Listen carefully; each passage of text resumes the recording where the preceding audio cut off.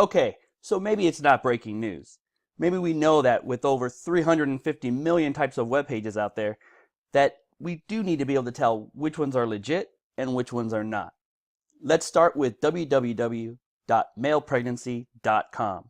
At first glance, we would assume that this is just keeping track of a man who is pregnant. I mean, look at this. You could watch his EKGs, check out his ultrasound, watch his other vitals, and we know it's up to date because here's the date and a 24-hour time clock. Not to mention that he's already made the cover of Newsweek. And if you want to know if this is legit, come on, it's sponsored by a hospital. However, thanks to Professor Green's teaching students to evaluate web pages, we can start to walk through and see some problems with this. Also, a good reference point is the article Teaching Media Literacy in the Age of the Internet, the ABCs of Website Evaluation.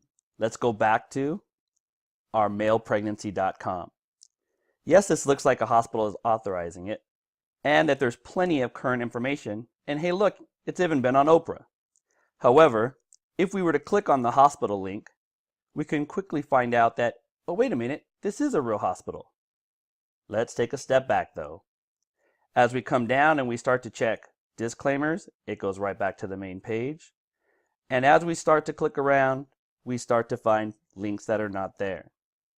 Going back to our male pregnancy site, we see the same thing. Want to know about the site? Sorry, not there. Want to contact them? Sorry, not there. Want to check out the video on Oprah? Sorry, nothing there about the pregnancy. Link after link after link is like that. Taking some time to click around gives us a lot of information. If we were to use some of the ABCs in terms of graphics and dates and authority, we can find that here you would need QuickTime to operate it. We can see where pictures don't appear properly, where there's text on top of text. One of the interesting things is that when we investigate the authors, we can start to find more information on whether or not this is a real page or not. Also, mentioned on the ABCs is a place that you can look up websites. One of the places I'd like to show you is one mentioned of hotbot.com. When we go to hotbot.com and we type in male pregnancy, we can immediately start to get some feedback on whether that page is a legitimate page. Right away here we see at Snopes.com they deem the page false. When we click on that, we right away find that here it talks about this being a setup by people who are artists. When we go to that artist page, we find out more information about him and why he did this project. Now, let's go to another page. One of the other pages that was mentioned was Gifts of Speech, women's speeches from around the world. The great thing about this is immediately you can check up here and see that it's an EDU. That right away tells you that it's a top level website, meaning that whether it's GOV, EDU, there is some sense of legitimacy to it, but we've still got to continue to check.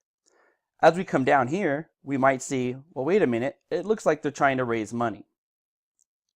And that may make you question things. So we start to click around and check on some links. As we do, we notice that in their frequently asked questions, all the links work, and they answer all your questions on the history of where it comes from, whether they own the copyrights, and their association with Sweetbriar College. You can also go look up Sweetbriar College just to make sure that that is a legitimate website. Again, as we went through, the gifts page has all the links working. There are no bugs found. Load time is efficient, and it's easy to navigate. In terms of the male pregnancy, there's problems all over the page. And just by doing a little bit of questioning, we can find out if the information was accurate or inaccurate. In terms of teaching this to students, these are great websites to use. This right here, this simple guide of the ABCs, literally has something to look at for every letter of the alphabet. In terms of Professor Green's article, Teaching Students to Evaluate Web Pages, it simplifies this whole document to a one-page paper that students can use for every website that they find.